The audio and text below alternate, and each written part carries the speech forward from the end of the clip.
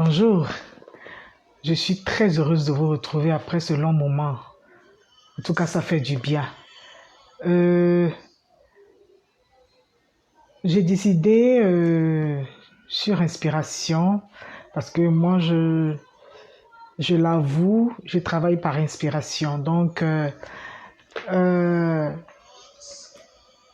je vous demande pardon si ça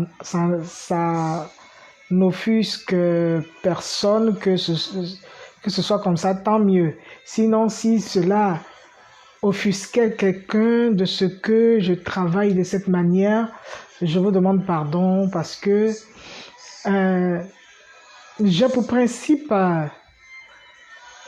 de me taire quand je n'ai rien à dire. Surtout concernant le Seigneur. Peut-être que à part l'œuvre de Dieu, peut-être qu'il peut m'arriver d'être bavarde des fois, mais quand il s'agit des choses de Dieu, je préfère me taire quand Dieu ne m'a rien dit. Quand il ne m'a pas demandé de faire quelque chose, je préfère m'abstenir de faire.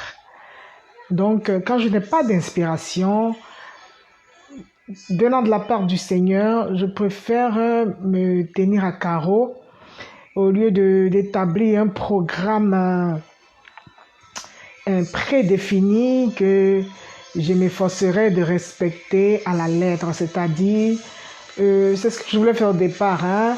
C'est-à-dire que par semaine, faire 2 voire 3 vidéos, mais je me suis rendu compte que c'était pas la bonne manière. Je suis servante de l'Éternel.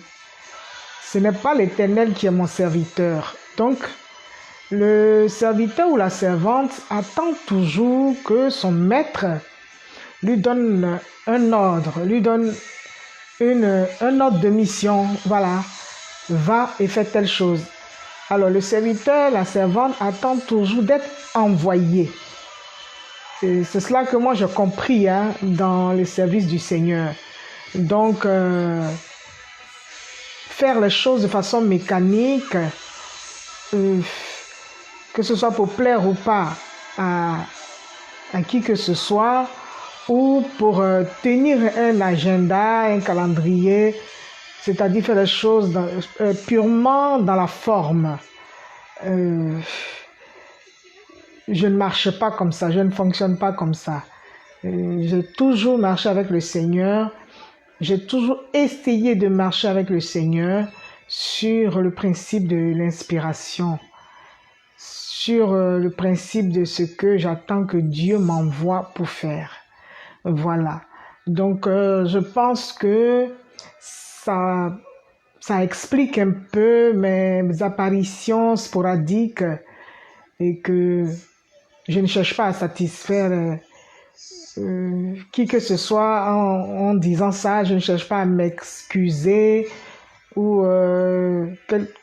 demander pardon en tant que tel, mais j'essaie d'expliquer le système par lequel je travaille, dans lequel je travaille et par lequel je travaille, avec lequel je travaille, comme je travaille, comme le Seigneur m'a appris et comme j'ai compris que je devais faire. Donc voilà. Aujourd'hui, je reviens vers vous parce que j'ai eu à cœur, sur inspiration divine, de partager avec vous une étude sur le roi David. Et pour ce matin, c'est vrai que ça me trottait dans la tête un peu avant, mais ce matin, le texte avec lequel j'ai été poussée à commencer, c'est dans le livre d'Ésaïe. Le livre d'Ésaïe, donc en hébreu c'est Ishiaou. Ésaïe au chapitre 21, non plutôt au chapitre 22, à partir du verset 15. Donc, je lis la parole de l'Éternel. Le Maître, l'Éternel des troupes, Bon, dans certaines autres versions, vous verrez le Seigneur, l'Éternel des armées. Donc ici, c'est le Maître, l'Éternel des troupes a dit. Il a dit à qui? Il a dit à Ishiaou, à Esaïe, son prophète. Va trouver ce grand serviteur, Shebna, la tête du palais. Qu'as-tu ici? Ou qui as-tu pour y bâtir ton mausolée? Donc cela s'entend que Ishaou, tu vas le trouver et tu lui dis cela. Tu poses la question à Shebna. Qu'as-tu ici?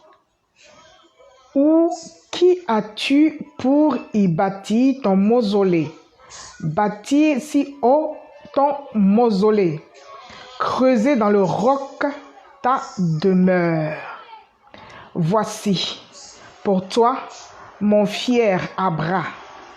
L'Éternel d'un jet te jette.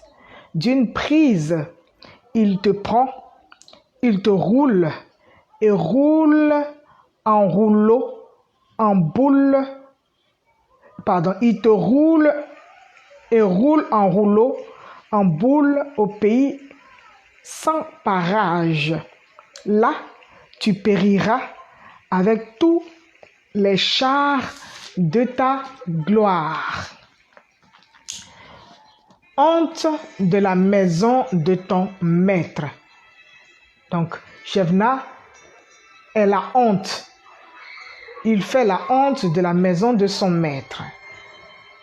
Et nous allons voir plus loin que son maître, c'est le roi Ézéchias, qui se dit en hébreu Iskiaou. Au verset 19, nous avons « Je vais t'extraire de ton bâtion, te faire choir de ton perchoir.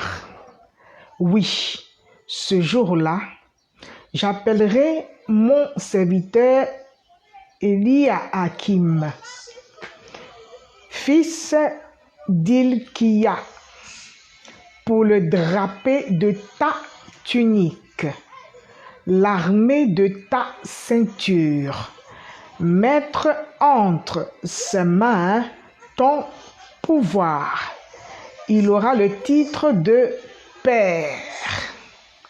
Pour les gens de Yerushalayim, donc Jérusalem, et pour la maison de Yehuda, Juda, la clé de la maison de David, je la lui mettrai sur l'épaule.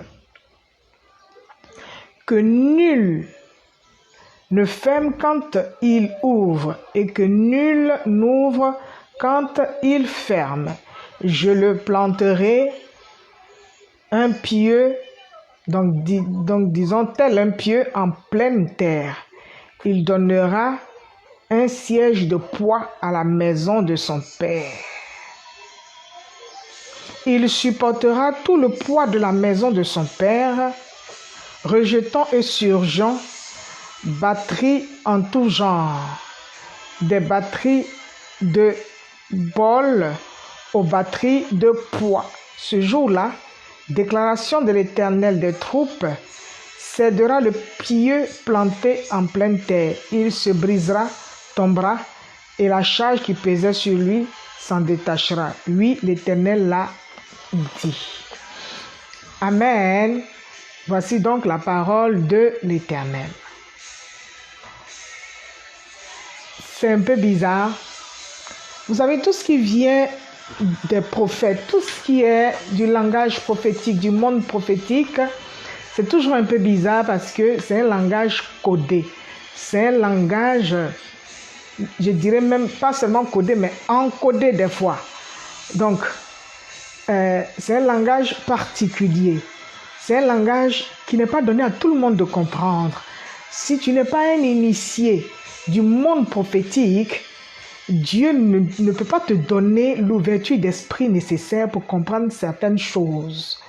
Et comme dans toute chose de la création, il y a des degrés, des échelons dans l'échelle, dans la chaîne de croissance de la chose. Donc, il y a prophète et prophète. Donc, un prophète d'un premier degré n'est pas un prophète d'un second degré, n'est pas non plus un prophète d'un troisième degré, et ainsi de suite. Pour dire qu'un prophète comme Moïse, n'a pas la même stature, la même pointure prophétique qu'un prophète comme par exemple, je sais pas, Esdra, ou je sais pas, comme un autre prophète comme Sophonie. Donc, chacun a sa pointure, chacun a son domaine dans lequel il excelle dans l'exercice de son don et de son ministère prophétique. Donc, chaque personne doit être à sa place. Amen. Donc, je le dis pourquoi. Je dis ça, je dis rien, mais en fait, je veux expliquer que la parole de Dieu s'interprète de plusieurs façons. La tradition juive nous enseigne qu'il y a 70 façons d'interpréter la parole de Dieu. Et il donne pour cela, pour expliquer cela, il donne l'image de la grenade qui symboliquement a 70 graines. Donc, chacune des graines est une façon d'interpréter, est un modèle d'interprétation. Pour dire aussi que ce que Dieu m'a donné de comprendre n'est pas ce que Dieu donnera à quelqu'un d'autre de comprendre. Et ce que Dieu me donne de comprendre aujourd'hui n'est pas ce que Dieu me donnera de comprendre demain, même s'il s'agissait du même texte. Amen. C'est ce que je voulais exprimer par tout ce déblayage. Donc, concernant ce texte, pour aujourd'hui, pour le dévoilement, la lumière qui m'a été accordée d'avoir, je vais juste nous donner, parce que je ne peux pas entrer dans tous les détails, sinon ça va m'être trop long. Comme je n'aime pas faire des vidéos trop longues, en fait, c'est pas que j'aime pas, mais techniquement parlant, par rapport à la science de l'éducation, de l'enseignement, il ne faut pas faire plus d'1 heure de temps. Sinon, après, il n'y a pas d'attention, les gens ne captent plus. Et moins tu fais de temps, plus tu as la chance de capter plus l'attention des gens sur ce que tu dis. Et ton auditoire est plus attentionné, est plus apte, est plus ouvert à te recevoir. Donc voilà. Je vais juste dire que cette étude sur le roi David, après le texte que j'ai lu, je vais juste faire un résumé et on va essayer de décortiquer un peu et on va s'arrêter pour continuer une autre fois. Donc, ce texte nous parle des serviteurs qui étaient au service du roi Ézéchias, donc Hiskiaou, lorsqu'il était à la tête du peuple. Amen. Donc, il était à la tête du peuple, il était le roi de Yehuda, si je ne me trompe pas. Puisqu'il y a eu la division du peuple, 10 tribus sont parties au nord pour former Israël, pour former le peuple d'Israël, et 2 tribus, disons 2 tribus plus une demi-tribu d'une autre tribu, mais en général on dit 2 tribus. Donc, disons, si on veut bien expliquer, 11 tribus et demi sont partis au nord et sont restés au sud 2 tribus ennemies. Donc, on parle de qui? Les 2 tribus ennemies, il s'agit de Yehuda et Benjamin, plus la demi-tribu d'Éphraïm, qui sont restés au sud. Puisqu'on ne compte pas les Kohanim, on ne compte pas les Lévites, comme faisant partie intégrante des tribus qui ont droit à une portion de terre. Donc, comme on parle de division du peuple qui sont allés au nord pour occuper des terres là-bas, on ne peut pas parler de Kohanim, puisque leur part se trouve avec l'Éternel. Bref, donc voici le texte que nous venons de lire. Donc dans ce texte, le roi Ézéchias avait à son service, bien sûr, des gens comme tout roi. Et le secrétaire du palais du roi Ézéchias. Donc, c'était lui qui était chargé de superviser tout ce qui devait se faire dans le palais du roi Ézéchias. Donc, le secrétaire, c'était Shebna. Shebna dont on parle, celui à qui Dieu s'adresse au travers du ministère de son prophète Ishiaou. Le secrétaire est approché par le prophète pour lui dire que Dieu n'est pas content de lui et que Dieu le démet de ses fonctions. Donc ici, il y a un limogeage de droit divin. Puisque le roi est roi de droit divin, si le roi il fait les choses vraiment comme cela se doit, tout ce qui se passe dans sa maison, tous les serviteurs qui sont à son service sont sous le coup de cette législation divine, de ce droit divin. Donc, le roi lui-même, dans ce cas, représente Dieu, entre guillemets, sur terre.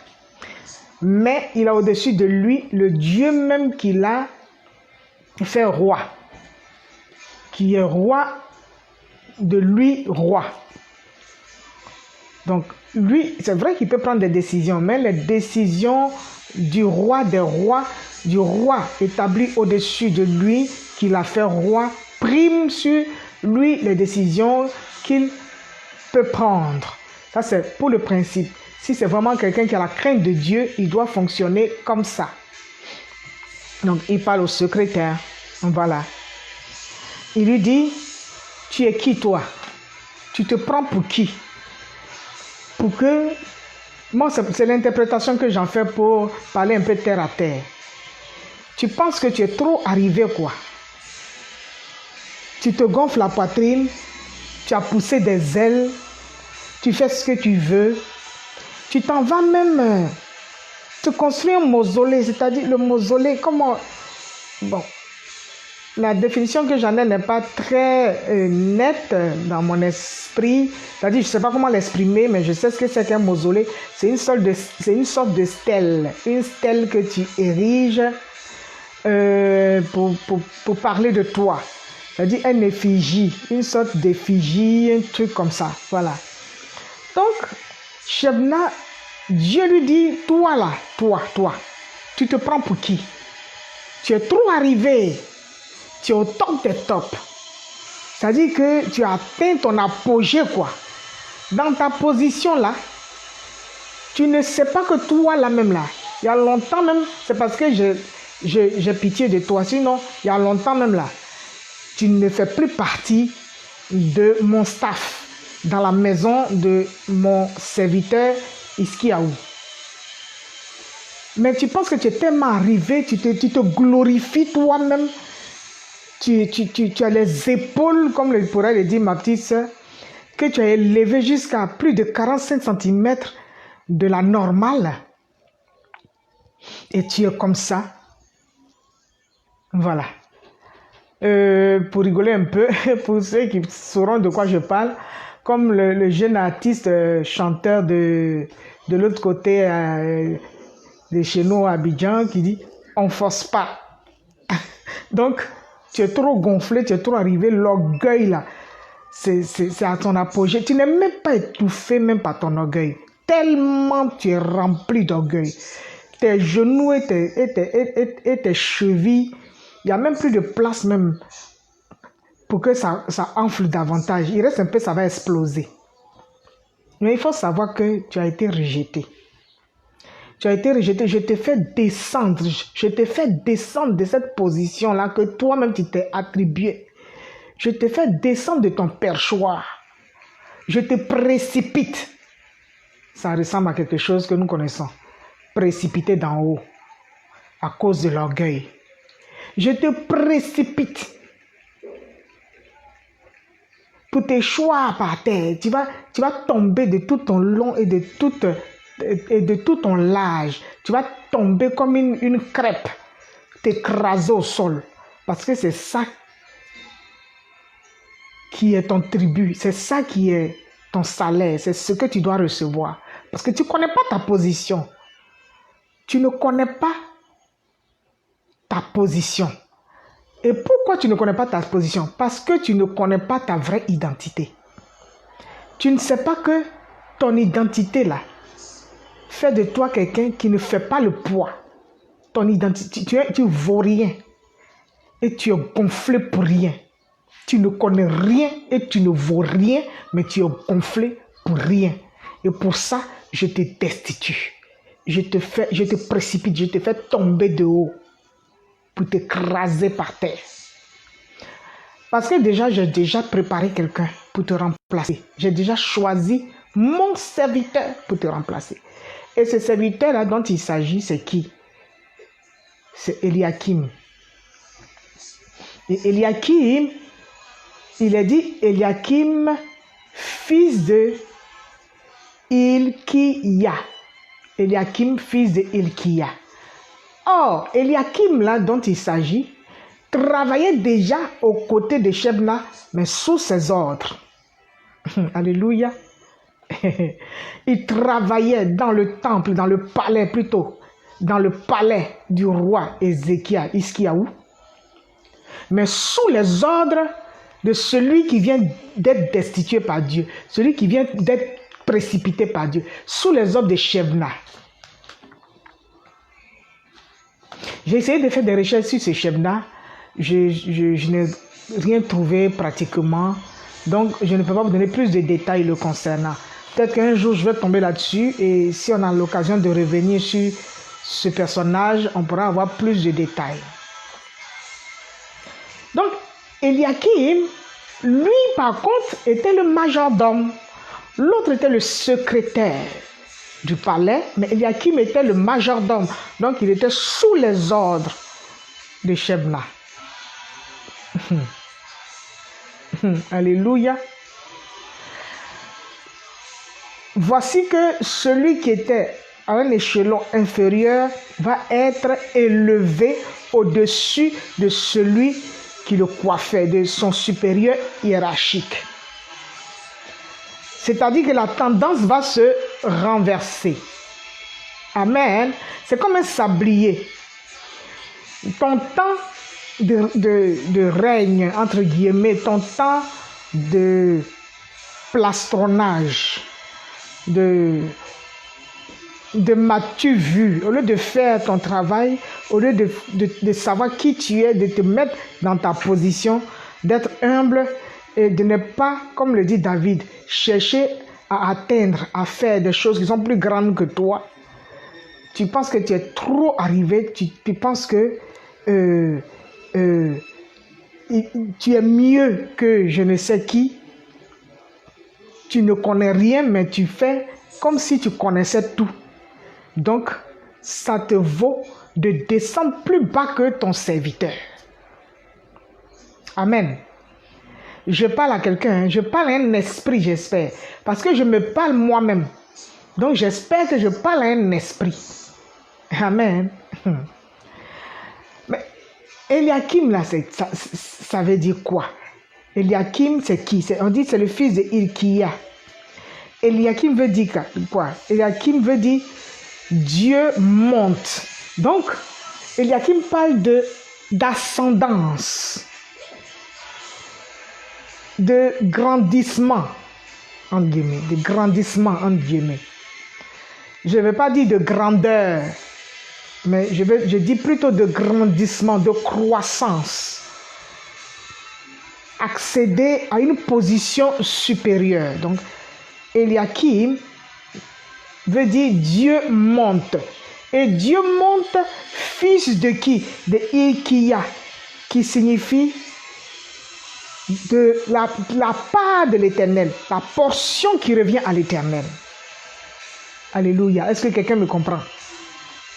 Hilkia, la part de l'Éternel, la portion de l'Éternel. C'est-à-dire que ce qui revient à l'Éternel.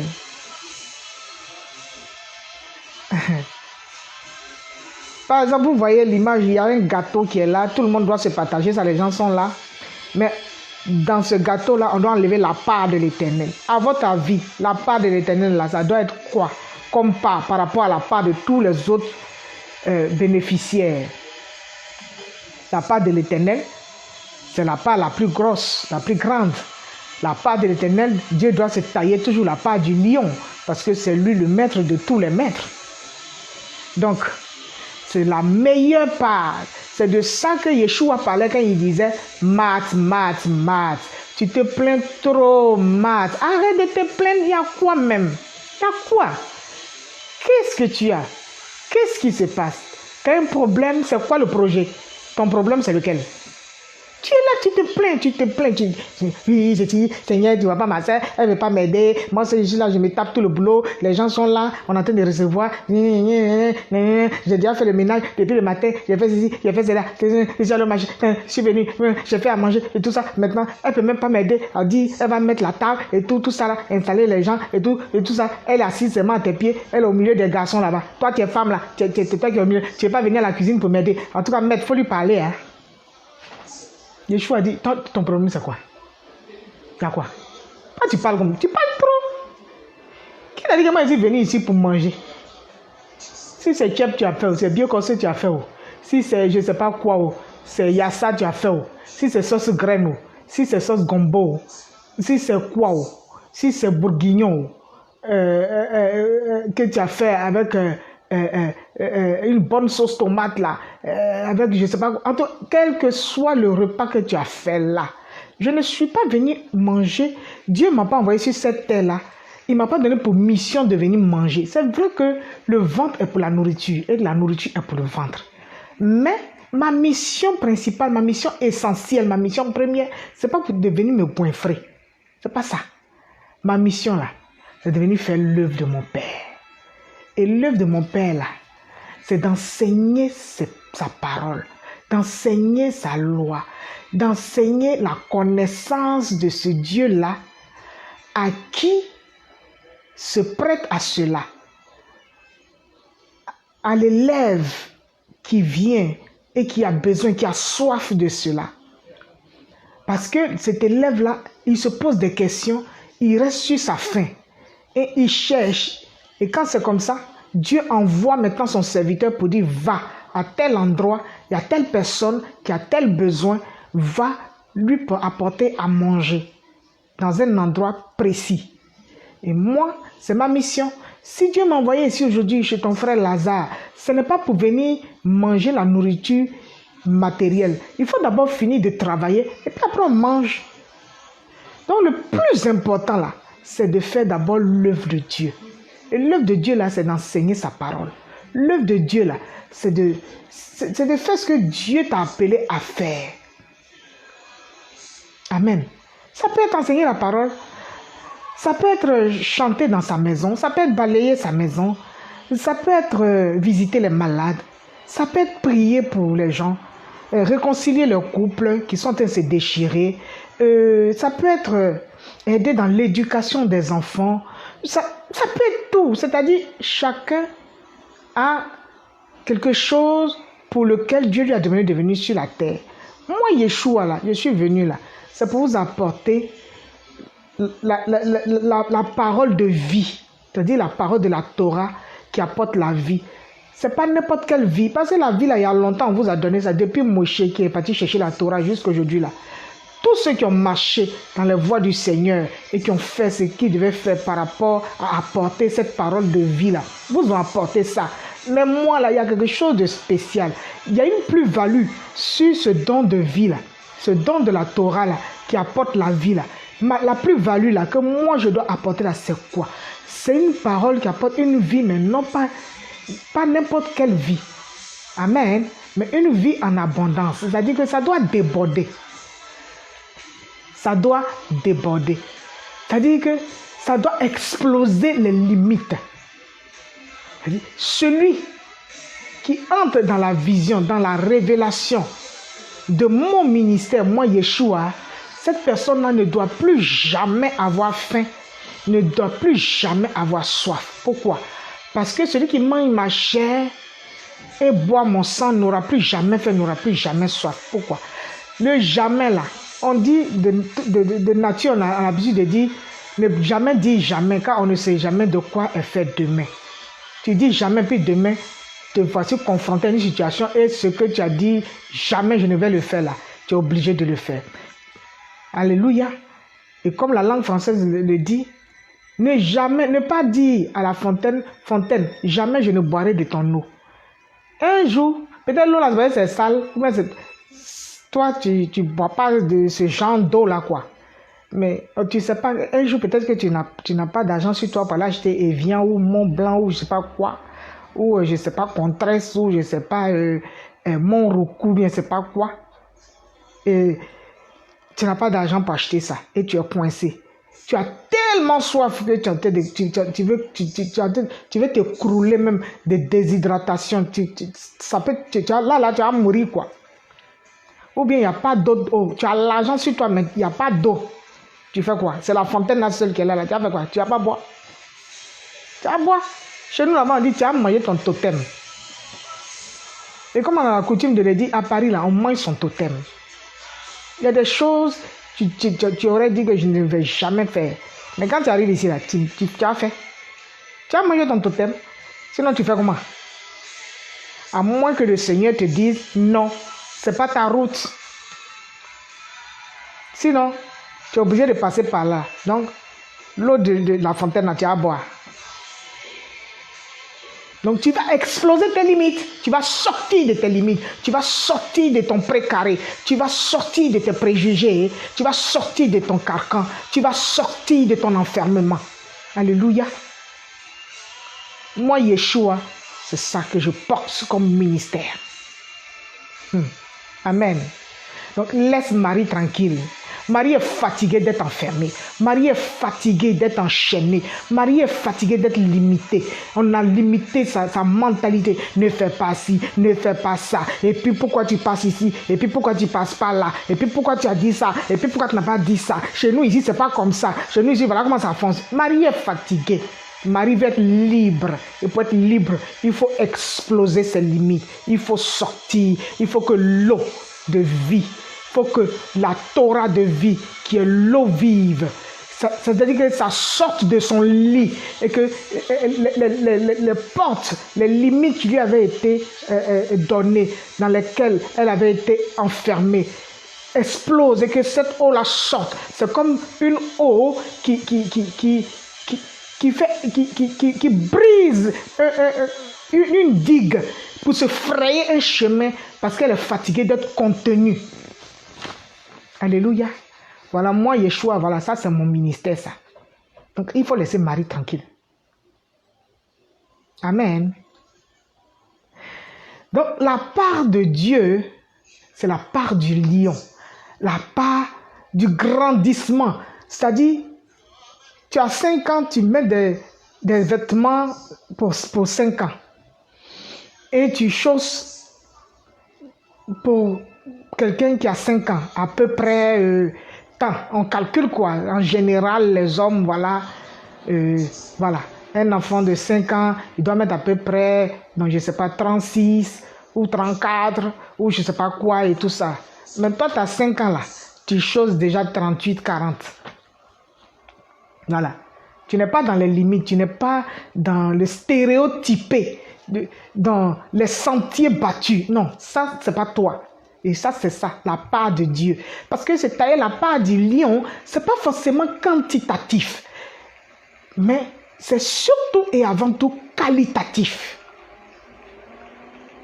Muter dans son intelligence. Sortir de l'emprisonnement psychologique, intellectuel, spirituel et tout ça, et afin que ça puisse influer sur le matériel, sur la matière. Il y a quelqu'un que j'aimais beaucoup, un chanteur qui s'appelait Robert Nesta Marley, communément appelé Bob Marley. Il a un chant Redemption Song.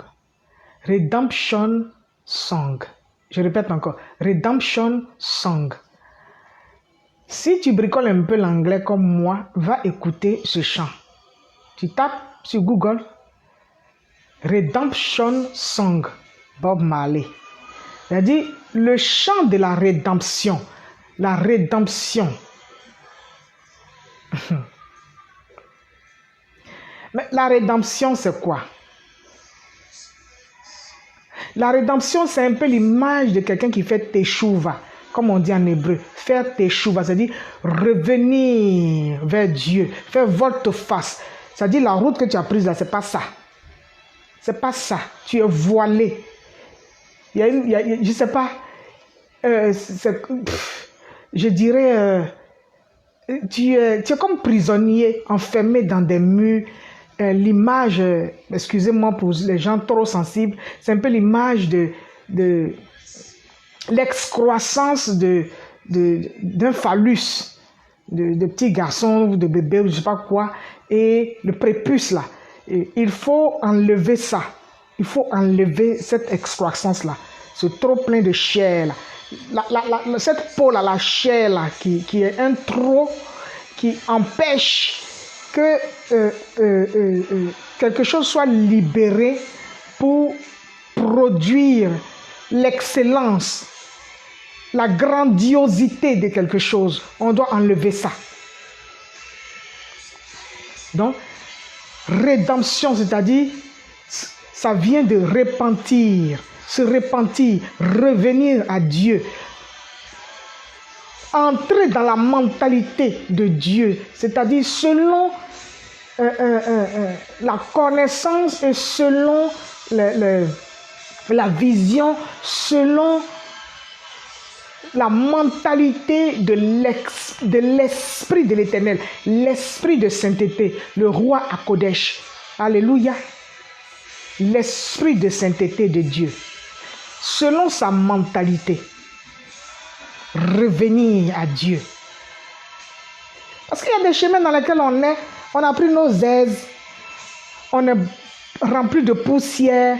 C'est-à-dire que c'est comme un dossier vieux de 200 ans, on avait oublié d'un placard, dans le tiroir d'un placard quelque part là-bas. Ah, moi je suis chrétien, hein. Là je parle la langue. Hein. Oui, hein. Chaque jour je médite la parole de Dieu et tout. La Bible, tout le monde sait lire la Bible. Hein. Moi je lis la Bible. Hein.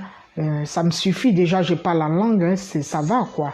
On va tous les dimanches à l'église, on fait le culte. En semaine, on a 2 réunions d'enseignement, et puis il y a les réunions d'intercession, et puis il y a la répétition de ceci, et puis il y a cela, et puis bon, ça me suffit, ma vie, voilà.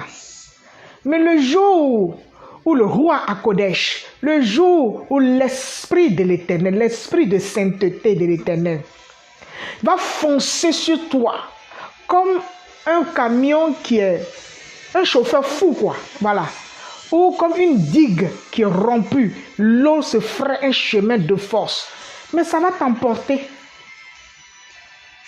Parce qu'il y a une chose que Dieu déteste, c'est qu'on reste dans ses chaussettes, on reste dans ses chaussures, on s'installe dans sa sécurité. Dieu n'aime pas ça. C'est lui notre sécurité. C'est lui Dieu notre sécurité. Ce n'est pas à nous de nous créer une sécurité et de rester dedans, dans notre confort, dans notre cocon douillet là. On est là, non c'est bon, je ne vais pas prendre de risques. Non, Dieu c'est les risques. Quand tu es avec Dieu là, c'est les risques. Excusez-moi, hein, ça va peut-être choquer certaines personnes, mais Dieu veut que nous soyons des aventuriers, qu'on ait une âme, non, différente d'être des aventuriers, qu'on ait une âme d'aventurier, d'être toujours prêt à faire des expériences nouvelles avec lui. Pourquoi? David nous dit ça. Avec Dieu, nous irons de gloire en gloire, d'étape en étape, d'échelon en échelon. Avec Dieu, nous ferons des exploits. Et il écrasera nos ennemis. Tant que tu ne fais pas d'exploit avec toi, avec le Seigneur, avec ton Dieu, tant que tu ne laisses pas Dieu te sortir de toute ta sécurité que tu t'es construite, de tes aises, je sais pas, de tout ton enfermement, tu es là, tant que tu ne laisses pas Dieu bouleverser ta vie, rien ne se passera dans ta vie. Pas rien ne se passera dans ta vie comme dans la mentalité des hommes. Hein, pour dire que tu as un bon boulot, tu as une belle voiture, tu as une belle femme ou bien un beau mari, tu as un bougnac dans ton compte en banque, tu as de beaux enfants, intelligents, tout te sourit dans la vie. C'est pas ça. C'est pas ça. Pour Dieu, c'est pas ça. C'est pas forcément ça. Ça ne veut pas dire que tu es un bien-aimé de Dieu. Au contraire, bien au contraire. Les gens que Dieu ne dérange pas là, qui ils donnent tout là. La tradition juive nous enseigne que c'est des gens avec qui Dieu n'a rien à faire. Eux-mêmes, ils vont plus loin pour dire que Dieu ne les aime pas. Parce que quand Dieu aime quelqu'un, quand tu es un bien-aimé de Dieu, tu es quelqu'un, dans ta vie, là, tu as toujours des problèmes. Il n'y a pas un jour où tu peux respirer. Il a envie d'entendre ta voix. Quand tu pleures, puis tu pries, puis tu cries à lui, Seigneur, tu recherches toujours sa femme. J'ai envie d'entendre ta voix. Parle-moi, mon enfant. Viens, on va causer. Mais tu es là comme ça, tu deviens débonnaire. Tes deux mains sur ton gros ventre, le ventre administratif et financier. Tellement tu es à l'aise. Tu n'es pas camarade de Dieu. Tu n'es pas l'ami de Dieu, tu n'es pas un bien-aimé de Dieu. Ne voyons pas tout en Satan. C'est que c'est Satan qui fait ça. Si sa vie est comme ça, c'est Satan. Pose-toi des questions. Faut fouiller dans ta vie. Faut fouiller dans ta vie. Si ta vie est comme ça, tout le monde pèse dans la vie, tout le monde avance. Toi, tu es là seulement. C'est pas clair. Il y a des choses. C'est sûr que tu caches des choses. Devant nous ici, tu te fais passer pour un bon chrétien, mais derrière, on ne sait pas ce que tu fais. Ou bien c'est parce que tu n'as pas assez de foi. Tu n'as pas assez de foi. C'est pour ça que tu n'arrives pas à déplacer les problèmes, les montagnes qui sont dans ta vie.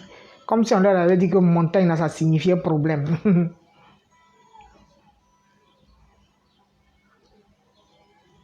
C'est pour ça que rien ne va dans ta vie. Mais bien au contraire, quand rien ne va dans ta vie, c'est parce que tu es quelqu'un qui est précieux aux yeux de l'Éternel. Prenez toutes les personnes qui avaient des problèmes à n'en plus finir dans la Bible.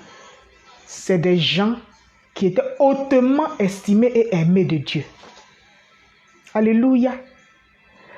Celui qui ne fait pas d'effort, à qui tout réussit là, allez dans Genèse. Dieu va vous dire, Genèse 3, Dieu va vous dire, il va vous expliquer ce genre de personnes-là, c'est qui? Ce sont les amis de celui qui a été maudit, qui doit ramper dans la poussière. Il n'a pas d'effort à faire, la nourriture là. Puisqu'on dit sa nourriture, c'est la poussière, et il rampe dans la poussière. Donc la bouche là même là, pendant que tu manges, ta bouche est au même niveau que ta nourriture. Donc la nourriture là, ça veut dire que c'est ça l'expression de on met la nourriture dans ta bouche, tu n'as pas d'effort à faire. Donc quelqu'un à qui tout réussit. Je ne dis pas que ceux à qui tout réussit là, ce n'est pas Dieu qui les a bénis. Ce n'est pas ça que je dis. Mais je dis, sachons faire la part des choses. Ça ne veut pas toujours dire, quand quelqu'un a tous les problèmes, que rien ne marche dans sa vie, ça ne veut pas toujours dire que la personne a un mauvais cœur, la personne est mauvaise, la personne est maudite de Dieu. Bien au contraire. puis celui que Dieu bénit aussi, c'est normal que quand tu as fini de traverser la nuit, c'est normal que tu sois béni. Tu es béni et puis tu passes à une autre étape, à un autre exploit avec Dieu. Un jour comme ça, Dieu vient puis casse tout. Vous voyez actuellement, l'homme de Dieu bénit Him. Actuellement, il traverse une période de trou noir. Mais il était dans une gloire. S'il réussit à s'en sortir, vous ne savez pas où Dieu va le propulser encore. Hein? Amen. Donc ça, c'est ça qu'on appelle la part de Dieu. Pour le dévoilement que j'en ai eu, la part de Dieu, là, c'est ça. La portion qui revient à Dieu. Cette portion qui revient à Dieu a pour fils. Cette portion-là enfante celui qui monte vers Dieu. Dieu monte. Et donc, quand il monte, il monte avec toi. Avec Dieu, nous ferons des exploits. Donc, c'est avec lui. Il monte, il fait les exploits, mais tu es accroché à lui. Il tient ta main et vous faites les exploits ensemble. Vous montez ensemble. Alléluia. Vous montez ensemble. Dès que tu commences à rouiller, à dormir sur tes lauriers, il vient, il casse tout et puis il te prend encore. Allez, on monte plus haut, on ne reste pas ici. Et ça n'arrête jamais. Avec Dieu, c'est comme ça. Donc, voici cette personne-là que Dieu va choisir pour remplacer Shebna. Shebna que Dieu a éjecté. Shebna que Dieu a éjecté. Et donc, Eliakim, fils de Eliakim, fils de Hilkia, va succéder à Shebna. Il va succéder à Shebna. Aujourd'hui, on va s'arrêter là.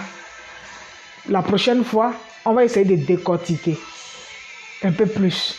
Mais je vous mets un peu l'eau à la bouche pour vous dire que cet Eliakim-là, le texte que nous avons lu là dit qu'il est de la tribu de Yehuda et descendant de David. Donc, il est de la tribu de Yehuda et de la lignée de David. Donc, on va entrer dedans pour essayer de creuser un peu pour savoir qu'est-ce qu'on peut trouver comme pépite.